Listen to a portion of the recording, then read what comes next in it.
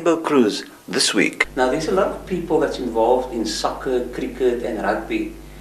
If they would be part of something like Pencak Silat, do you think they would benefit in the other sport areas as well? Yes, of course. If we have to look at it, rugby, soccer, all those other sports, they got the physical side of it, right? We're not talking about the soccer now, playing the soccer. No. We're talking about the physical prepping to play the soccer, to take part in the sport itself. Yes, of course, in many ways, because Pencak Silat is also like we have this something called Sunanam Tua.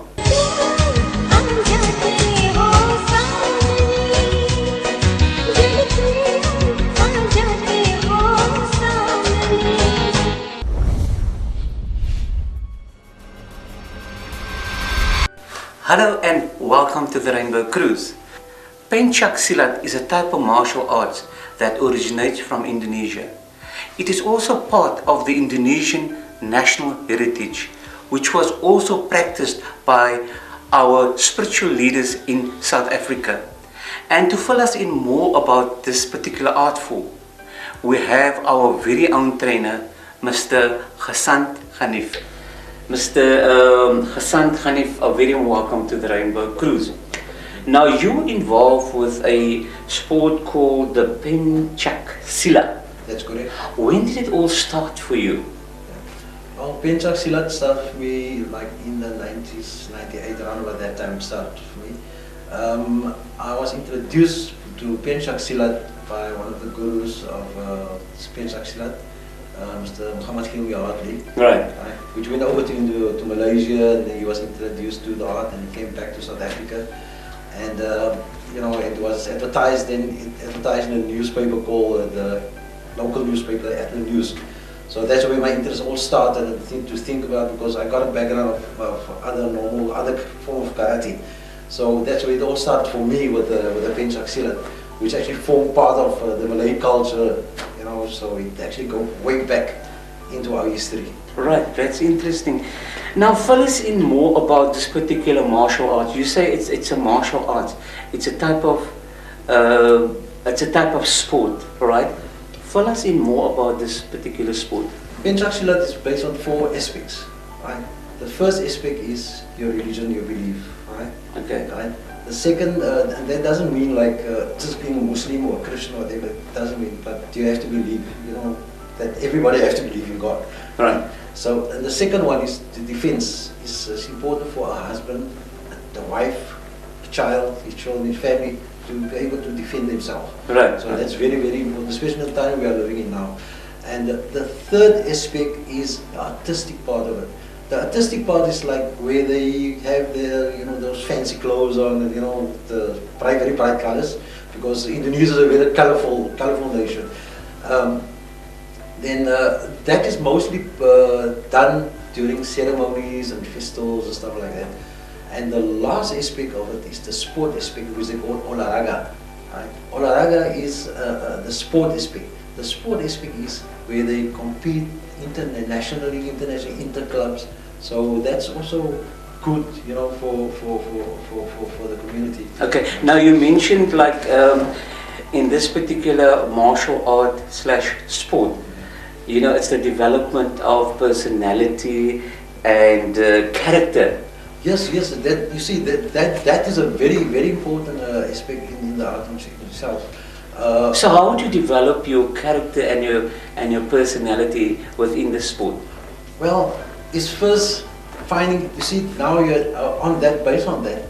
Remember the first aspect I was talking about. I mentioned is your religion, you believe. Right. It's important to know who you are, what you want, and as you develop, as your spirituality develops, that plays a big part in the developing of your character. Right. And with obviously you've got your breathing exercise that goes with that, that develops inside, and that's the beauty. That's how the beauty comes out. And as you do your movements, which we call, so they call it kata in karate. They call it kata. We call it zulus. Now it's actually basically the same thing. It's just the words. It's the translation, but it's then the beauty of it. The beauty of the art comes out, in your movement. Now that's what also what I'm talking about is that of character, you know, your spirituality. Now you mentioned the aspect of self-defense. You know, how can this benefit the community at large? The self-defense, you know, it can really benefit them, you know, in many ways. First of all, your character. Talking about character, your character can build your character on it. You know? And you as an individual, if we talk about an individual now, say, let's make an example, say a household, right? Family, right? The father, if he got good character and you give it over, right. The mother have good character and you give it over, and for the children. So are you saying this is like built into the sport? This is built into the sport. This is built into the sport, and also, you know, I had personal experience with this already, you know. Where I've come across where I have to, you know, help out somebody, you know, somebody was attacked, and I intervened and I helped this lady, you know, due to this art, because the art itself is not the art for yourself. Okay. It's what we call in Indonesia is baguyaban, the art of the baguyaban. The baguyaban meaning community. It's the art of the community. Wow. You see, so it's actually. It's a community effort. It's the whole thing is community effort. So you're just not training for yourself. Right. You're training for the community.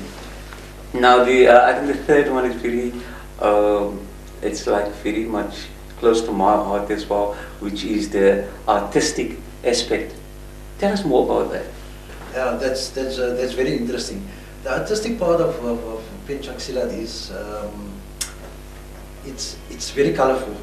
It's very, very beautiful. Is like you say artistic? Is there like music involved in it as well? Exactly. There's music involved there, and and once they move it's so gracefully. The movements is so gracefully, right. And the colors that they wear, the attire they wear, it's so bright, you know. And then you can really see the beauty of Pencak Silat also coming out. You know, I'm listening to you and I'm thinking, it sounds so nice. It's not just about sport. It comes in where entertainment is concerned as well. Yes, that's beautiful, right? Yes, of course. And you know, also that on that part, you're talking about entertainment.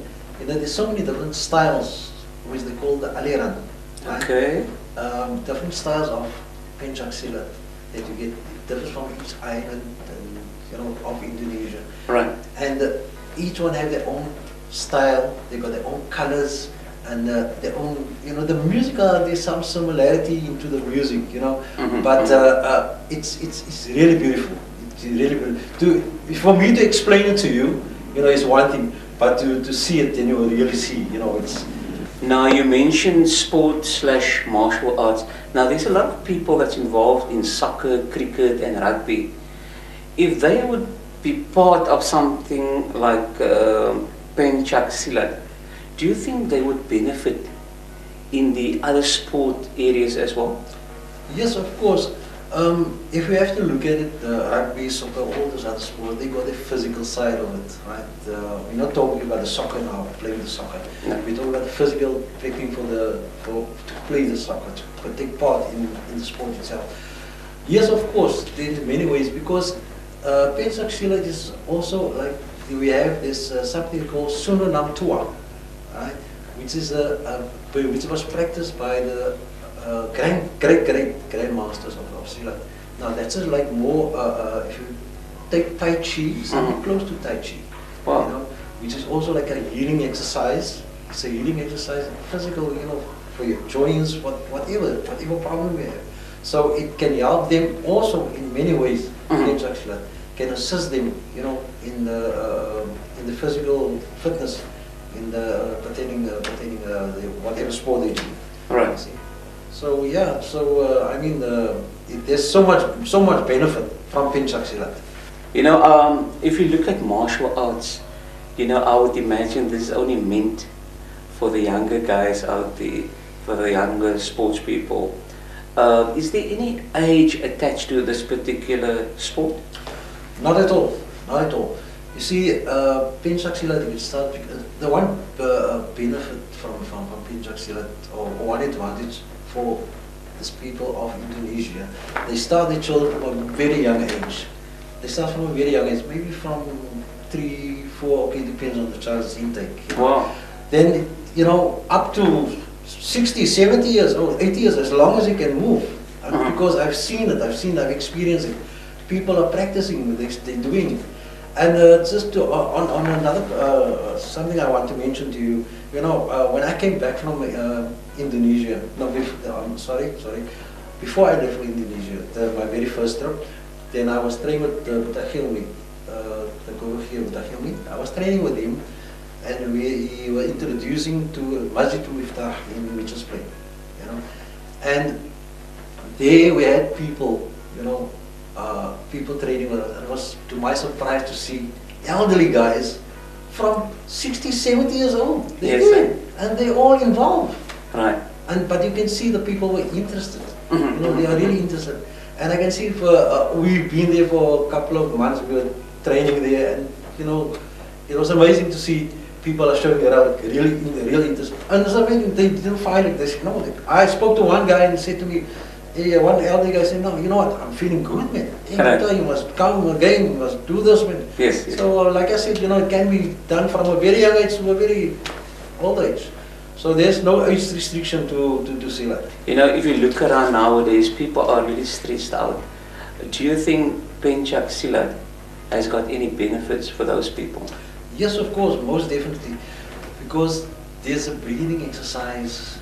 It involves a lot of breathing exercise. Once you have your breathing correct, a certain way of breathing that we have is, if we tell somebody now to breathe, and you will stand up and you will breathe, and you will pull up your shoulders, and that's not the way of breathing. We think we are breathing, but we are not breathing. And breathing is so important. Okay. Oxygen is so important. Chi, what they call chi, is so important. So yes, it will relax them completely. Your way of thinking, your mindset, your focus. Life will be just easy for you. It will be easy. Right. That's the way of Pencak Silat. That is so interesting. But before we go to the next question, let's go for a break.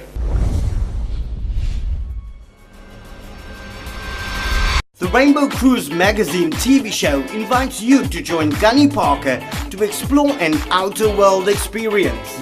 Yes, that's every Saturday at 7 p.m. and Sunday at 3 p.m. on Cape Town TV and DSTV 263. You could be part of our discussions on the various topics, or catch a tune or two of some of your favorite songs. It's a must-see if you're looking for fun and to be informed. The Rainbow Cruise awaits you. Enjoy!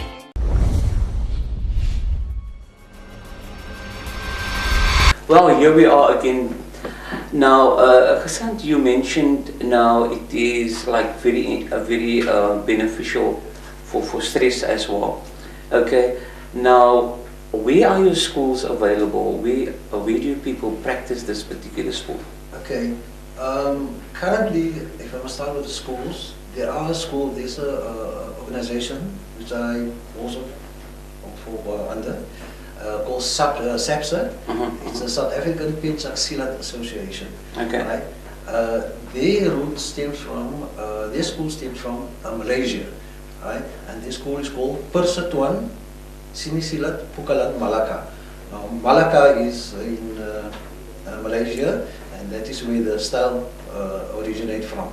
So yes, there is one school, that is that school that SAPSA is running with.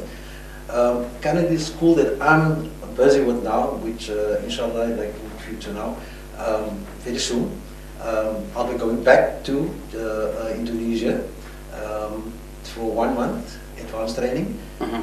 It's called Cimandi. So but Cimandi is one school, right?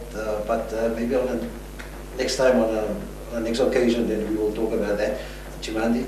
But the school I'm going back to is called Persatuan Pencak Silat. Salamun alaikum. Right? But no, I don't want people to think I say Salamu alaikum, it's just like a Muslim art. No. It's a part of the community. Okay. Right? So we have that school, we got the Pukalan school, we got the Salamu Alaikum school. Then we have another school, is the Beladiri school. Now there is another school running in the two schools now here. Well, I'm here, and the Pukalan is in Cape Town, and the other one also of Salamu Alaikum is in Johannesburg. So we only have the three schools running now. So yeah. But now you're in the Mitchells Plain area. I'm currently in the Mitchells Plain area. Now at which school, how do they make contact with you? Okay, to contact me, yes, they can contact me. I can give you my details. Okay. All right, which will appear on screen. Okay. All right, I can give you the details. But okay, if they need to contact me, they can just my email is pensaxila291@gmail.com. All right, and my cell number is 061 365 0736. Okay. So that's my contact details. And how big is this particular sport in South Africa? Well, the sport is developing. You know, there a lot of people are interested.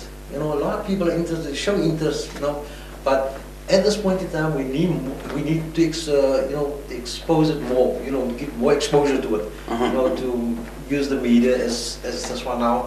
And we actually need to have like workshops. You know, have to arrange some workshops, you know, so we can get people to come and. Great stuff, right. Now, take us through some of the objectives of Pencak Silat development. The development we're talking about here in South Africa. In South Africa. Yes. Yeah, the development. No, I think we are doing quite well with the development. Especially if I must mention this SAPSA, they're doing quite well. They are well organized. They got a studio and everything. They are based in Wynberg. The person in charge there is Fahim, which is the president of the Pencak Silat Association of South Africa. So yes, they have quite a bit of students there. They now recently have a student from the UK as well, which came to study with them for I think I'm under correction there. I think it's 3 months, but yes, they are moving. They are moving around to certain schools and some madrasas that they're busy with. Now, what are some of your personal objectives for this art form? My personal objectives. Well, my personal objectives are very big. You know, this has always been my dream. You know, to have my own martial arts school, and not just the school. You know, it mustn't be art for me.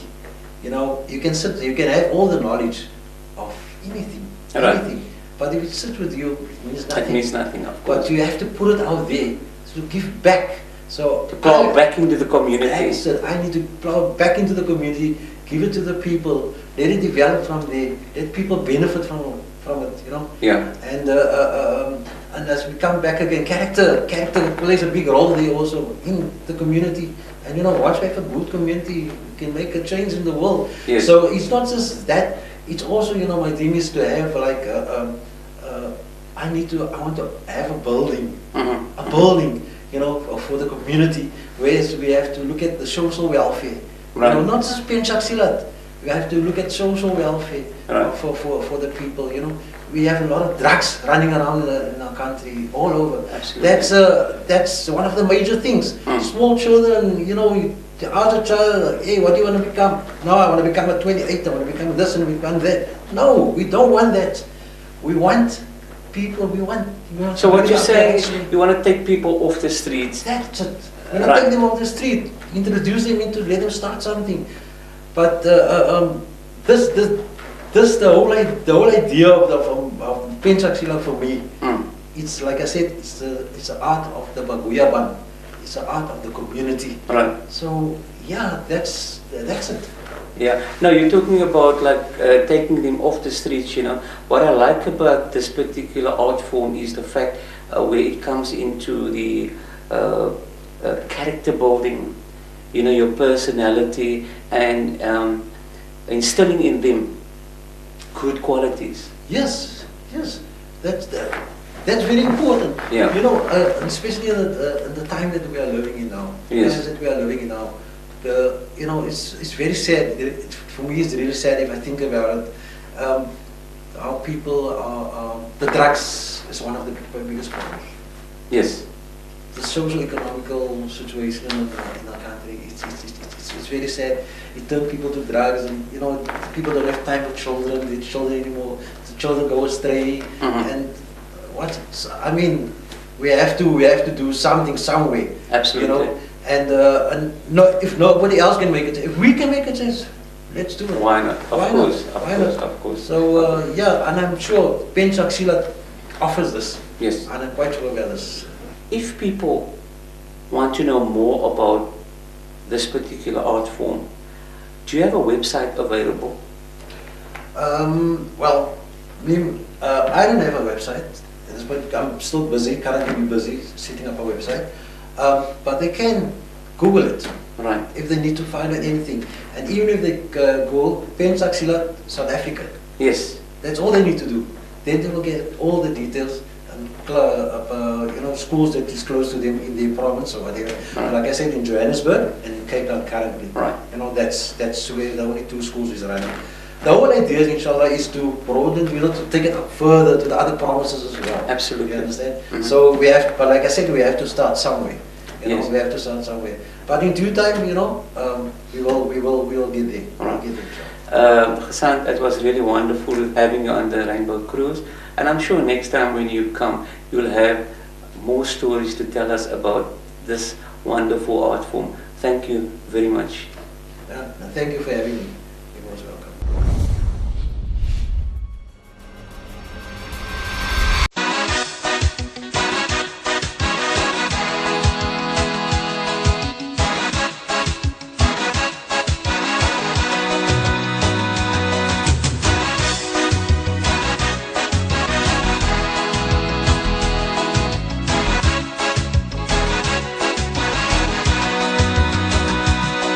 कुछ गीत लबों पे सजते हैं,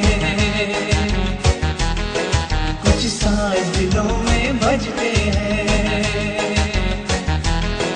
कुछ गीत लबों पे सजते हैं, कुछ साज दिलों में बजते हैं। जब तुम आ जाते हो सामने, जब तुम आ जाते हो सामने, जब तुम आ जाते हो सामने, जब तुम आ जाते हो सामने।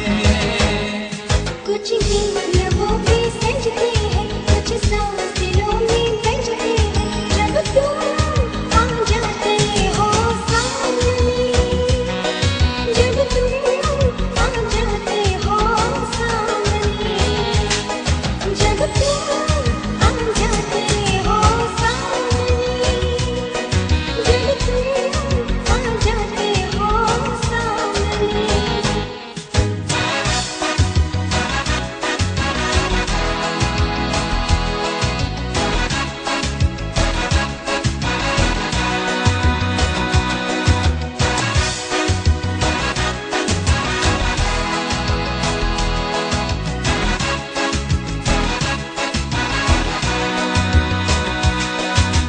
शाम सवेरे देखो तुमको कितना सुंदर रूप है। शाम सवेरे देखो तुमको कितना सुंदर रूप है। संग तुम्हारा ठंडी छाया सारी दुनिया धूप है। मौसम में रंग बदलते हैं, मौसम में रंग बदलते हैं। सौ दीप नजर में जलते हैं। जब तुम आ जाते हो सामने, जब तुम आ जाते हो सामने, जब तुम आ जाते हो सामने, जब तुम आ जाते